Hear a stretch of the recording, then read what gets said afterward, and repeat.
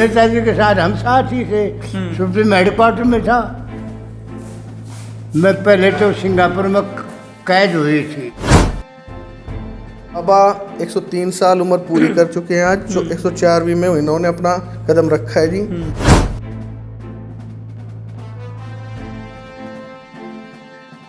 हम मौजूद हैं उस शख्स के पास जो नेताजी सुभाष चंद्र बोस के साथ आजाद हिंद फौज में रहे थे।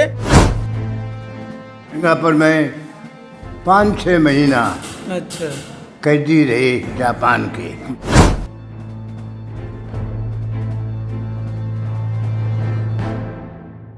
डेली जाएंगे, बिगड़ी हिंद बनाएंगे। सुभाष का ये कहना है चलो दिल्ली चल के रहना है। और महात्मा गांधी को कहा करते कि ऐसे आज़ादी नहीं मिलेगी नारे लगाने से, आज़ादी तो खून बहाने से मिलेगी, ऐसे नहीं मिलेगी।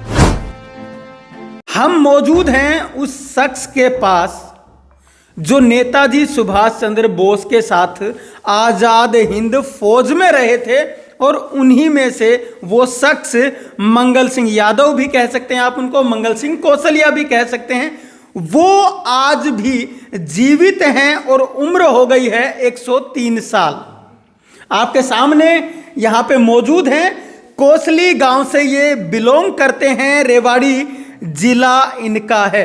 तो आज आप इनको देखें, 103 साल की उम्र में भी ये हो सकता है कि थोड़ा इनको सुनना कम हो गया हो, थोड़ा दिखना कम हो गया हो, लेकिन जो मस्तिष्क है, जो दिमाग है, वो आज भी उतना ही काम कर रहा है। आदमी थे इस गांव के, कोसली गांव के आईएनए में मैं अकेला युवा के। बाद में रास बिहारी बोस जो कि अपने वो फांसी टूटा था ना, ये भगत सिंह, हाँ जी, इस पार्टी का आदमी था। अच्छा, वो जापान में निकल गया था। बाद में ब्रिटिश को पता चला तो उन्होंने कहा कि हमारी शरण में आ गए, हम नहीं थे। वो वहीं का बासिंदा बन गया, शादी कर ली उधर ही। अच्छा, तो पहले तो सब उसने खड़ी की थी ये। अच्छा, अच्छा, नेताजी तो हिंदुस्तान से जर्मनी गई, जर्मनी से जापान गई, जापान का प्रधानमंत्री, आर्मी का जनरल रिटायर हुआ, वजीर बना, वो बना हुआ था जी, प्रधानमंत्री। वो अपने साथ लेकर के सिंगापुर में आए थे। उन्होंने आईएनए खड़ी की थी, लेकिन कुछ दिन के बाद अफसरों ने सोचा कि भाई ये तो यहाँ का बासिंदा बना हुआ है, इसका कैसे विश्वास किया जाए, ये जापान से मिला हुआ होगा। इन्होंने अफसरों ने इनकार कर दिया कि भाई हमको विश्वास नहीं जी।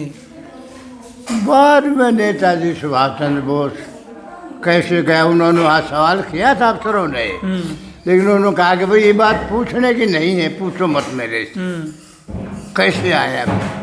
फिर नेताजी पहुँच गए वहाँ, फिर दोबारा खड़ी हो गई ये। फिर देशों की आर्मी एक तरफ थी, जापान एक तरफ था, तो फिर भी काबू में नहीं आया जी। फिर अमेरिका ने एटम बम इस्तेमाल किया, इसमें जापान के लाखों आदमी मर गए थे जी। जापान ने हथियार डाल दिए। आईएनए भी हथियार डालने थे, आईएनए की इतनी ताकत कहाँ थी। हथियार डालने के बाद साहब अंग्रेज़ों ने जो सिंगापुर में थी आईएनए, वो सिंगापुर की जेल में बंद कर दी। बर्मा में थी, वो बर्मा की जेल में बंद कर दी, सेंट्रल जेल में। 6 महीना, कोई 6 महीना रहा, कोई 7 महीना रहा। जेल में से निकाल करके फिर इनके सेंटर में, हमारा सेंटर जो था, मैं एमपी में था, लखनऊ में था हमारा सेंटर जी। तो बर्मा से कलकत्ता जाए, कलकत्ता से फिर रेल में बिठा करके और हमको लखनऊ ले गए जी। लखनऊ में करने के बाद 1 हफ्ता रखे वहाँ। इंक्वायरी होती रही। 1 हफ्ता के बाद रेल में बांट दे करके जाओ अपने घर को। जी। कोई गवर्नमेंट सर्विस नहीं कर सको। 46 के शुरू में आए थे हम, और सन 47 के 8वें महीने में फिर देश आज़ाद हुआ था। अब बतलाते तो ये है कि उसके साथ एक पाकिस्तान में कर्नल था, उसका सेक्रेटरी मुसलमान नेताजी का, उनके बयान तो यही थे कि नेताजी और 2-3 अफसर जापानी उस जहाज़ में थे, पीछे जा रहे थे, उस जहाज़ में आग लग गई। आग लगने से सब उसी में जल गए। अच्छा। तो ये नहीं पता क्या भगवान का करना, कैसे क्या हुआ वो कुछ नहीं। सन 48 में कश्मीर की लड़ाई में हाजिर था। सन 62 में चीन भारत की लड़ाई हुई, उसमें हाजिर था। और 65 में पाकिस्तान हिंदुस्तान की लड़ाई हुई, तब मैं हाजिर था। सन 71 में लड़ाई हुई, उसमें हाजिर था। मैं सन 74 के जनवरी में पेंशन आया था। हिंदुस्तानी एक सिपाही की 15 रुपये तनख्वाह, अंग्रेज की 100 रुपये तनख्वाह। हिंदुस्तानी सिपाही की बारक में कोई लाइट नहीं, कोई बिजली नहीं। उनकी बारक में रहते थे जहाँ पंखे चलते थे, लाइट थी, जनरेटर चलते थे उनकी में। हिंदुस्तानी के लिए कुछ भी नहीं था। उनके सिपाही कभी ट्रेनिंग में जाते थे गाड़ियों में बैठकर, हिंदुस्तानी पैदल, जिन्होंने कुछ भी नहीं किया, वो देश के मालिक बनना चाह रहे हैं। हमारा इज्जत, हमारा मान जो पढ़े लिखे आदमी वही जानते हैं, अनपढ़ आदमी नहीं जानते। हम कितनी कीमत के आदमी हैं। सही बात। नेताजी कहा करते रहे, हम आज़ादी नहीं देखेंगे, हमारे आने वाली संतान तो देखेगी। इंदिरा गांधी ने दिया एक ताम्रपत्र, एक बंसीलाल ने दिया, एक देवीलाल ने दिया, कट्टर ने ताम्रपत्र दिया। जी, मेरा नाम करमवीर है जी। करमवीर और जी, मैं इनका पोता हूँ जी। और इनके 2 लड़के हैं, बड़े धर्मवीर जी और छोटे उदय सिंह जी। जी, तो आप लोग इनके साथ में पूरा दिन रहते हैं, बचपन से आप लोग इनके साथ रहते आए, तो क्या कुछ बताते हैं? क्या आपको बताते हैं कि आज़ाद हिंद फौज के बारे में कैसा माहौल था, क्या कुछ था? दादाजी बताते हैं जी, उस समय जो माहौल था और अभी जो माहौल है, उस समय बहुत तरह की बंदिशें थी, और अब तो आदमी जो है अपनी मनमर्जी का कुछ भी कर सकता है जी। पहले कुछ भी सुख सुविधाएं नहीं थी, अब तो बहुत सुविधाएं हो गई हैं मानव जीवन के लिए। और जो समय इन्होंने देखा बड़ा मुश्किल और कठिन समय था। बाबा ने 8 साल तो एएससी में एमटी में नौकरी की, और 16 साल डीएससी डिफेंस सर्विस कोर में नौकरी की। और नेताजी सुभाष चंद्र बोस के साथ भी लगभग 6 महीना 8 महीने कुछ रहे हैं। और जी वो जो दुर्घटना हुई नेताजी के साथ, उसका भी अभी कुछ ये नहीं पता कि भाई वो की गई थी या हुई, क्या कुछ हुआ, किसी को नहीं पता जी।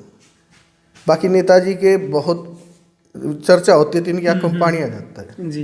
नाम बताओ पहले। मेरा नाम श्वेता है। तो दादा की जो बाबा है उम्र कितनी होगी फिलहाल? हमारे बाबा की आज 103 पूरी होकर 104 साल में लग गए। उसके जन्मदिन पे ही आप लोगों को बुलाया गया है। बिल्कुल बिल्कुल। तो ये एक चीज ये बताओ आपकी, अब जो बाबा की केयर है वो कैसे एक बच्चे की तरह करते हैं? कैसे? हाँ जी, बिल्कुल बच्चे की तरह करते हैं। जैसे सुबह बाबा को उठा के चाय देना, पहले खाली पेट पानी देना गरम, फिर उसके बाद चाय देना। यूं होता है, बिठा के चाय वाय पिला के सारे दिन, कभी हीटर चलाना, कभी पानी की बोतल गर्म करके देना, कभी अंगारों की आंच करके चारपाई के नीचे रखना। बिस्तर है वो भी काफ़ी मजबूत करके रखा है। जब भी टॉयलेट वगैरह करते हैं तो चेंज करते रहते हैं, ज़रूरत पड़ती है तो डायपर वगैरह भी लगाते हैं।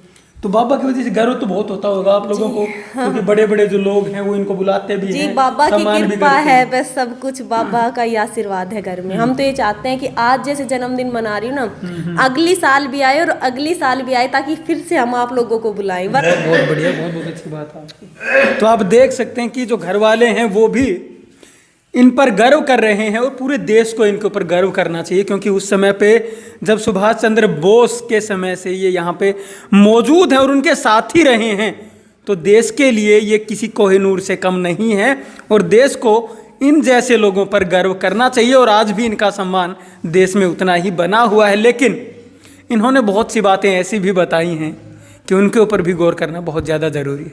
नमस्कार, धन्यवाद, जय हिंद, जय भारत।